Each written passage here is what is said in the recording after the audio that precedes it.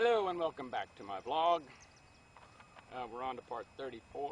We're almost done. A couple more parts of the last section. And I'm outdoors underneath the grape arbor, the makings of the grape arbor, and I have no voice. So anyway, section 21, how I tried to teach the theory of three dimensions to my grandson, and with what success. I awoke rejoicing and began to reflect on the glorious career before me.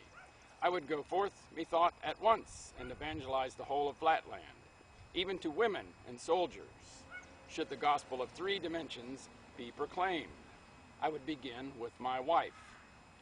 Just as I had decided on the plan of my operations, I heard the sound of many voices in the street commanding silence. Then followed a louder voice. It was a herald's proclamation. Listening attentively, I recognized the words of the resolution of the council, enjoining the arrest, imprisonment, or execution of any one who should pervert the minds of the people by delusions and by professing to have received revelations from another world. I reflected. This danger was not to be trifled with.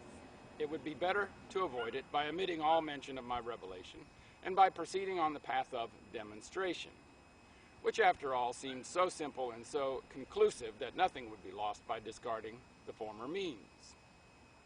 Upward, not northward, was the clue to the whole proof. It had seemed to me fairly clear before I fell asleep, and when I first awoke, fresh from my dream, it had appeared as patent as arithmetic. But somehow it did not seem to me quite so obvious now. Though my wife entered the room opportunely just at that moment, I decided, after we had exchanged a few words of commonplace conversation, not to begin with her. My pentagonal sons were men of character and standing, and physicians of no mean reputation, but not great in mathematics and, in that respect, unfit for my purpose. But it occurred to me that a young and docile hexagon with a mathematical turn would be a most suitable pupil. Why, therefore, not make my first experiment with my little precocious grandson, whose casual remarks on the meaning of 3 cubed had met with the approval of the sphere? Discussing the matter with him, a mere boy, I should be in perfect safety, for he would know nothing of the proclamation of the council, whereas I could not feel sure that my sons, so greatly did their patriotism and reverence for the circles predominate over mere blind affection, might not feel compelled to hand me over to the prefect if they found me seriously maintaining the seditious heresy of the third dimension. But the first thing to be done was to satisfy in some way the curiosity of my wife, who naturally wished to know something of the reasons for which the circle had desired that mysterious interview, and of the means by which he had entered the house.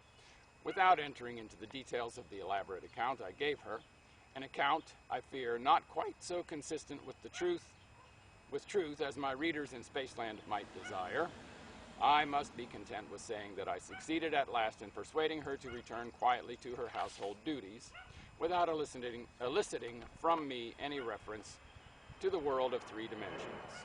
This done, I immediately sent for my grandson, for to confess the truth, I felt that all that I had seen and heard was in some strange way slipping away from me, like the image of a half-grasped, tantalizing dream, and I longed to essay my skill in making a first disciple. When my grandson entered the room, I carefully secured the door. Then, sitting down by his side and taking our mathematical tablets, or as you would call them, lines, I told him we would resume the lesson of yesterday. I taught him once more how a point by motion in one dimension produces a line, and how a straight line in two dimensions produces a square. After this, forcing a laugh, I said, "And now, you scamp, you wanted to make me believe that a square may in the same way, by motion upward, not northward, produce another figure, a sort of extra square in three dimensions. Say that again, you young rascal." At this moment, we heard once more the herald's oh yes, outside in the street, proclaiming the resolution of the council. Young though he was, my grandson, who was unusually intelligent for his age and bred up in perfect reverence for the authority of the circles, took in the situation with an acuteness for which I was quite unprepared. He remained silent till the last words of the proclamation had died away, and then, bursting into tears, "Dear Grandpa," he said, "that was only my fun, and of course I meant nothing at all by it. And we did not know anything then about the new law, and I don't think I said anything about the third dimension, and I'm sure I did not say one word about upward, not northward, for that would be such nonsense, you know. How could a thing move upward and not northward? Upward and not northward? Even if I were a baby, I could not be so absurd as that. How silly it is! Ha ha ha!" "Not at all silly," said I, losing my temper. "Here, for example, I take this square, and at the word I grasped a movable square which was lying at hand. And I move it, you see, not northward, but, yes, I move it upward. That is to say, not northward, but I move it somewhere. Not exactly like this, but somehow." Here I brought my sentence to an inane conclusion, shaking the square about in a purposeless manner, much to the amusement of my grandson, who burst out laughing louder than ever, and declared that I was not teaching him, but joking with him. And so saying, he unlocked the door and ran out of the room. Thus ended my first attempt to convert a pupil to the gospel of 3 dimensions. And that is the end of section 21, how I tried to teach the theory of 3 dimensions to my grandson, and with what success? Not much. All right? So I might not even have a voice for the next part, because I might actually record that here in a minute, as I picked up some overtime tomorrow. Not that that matters to you. All right? Make it a great day, and bye for now.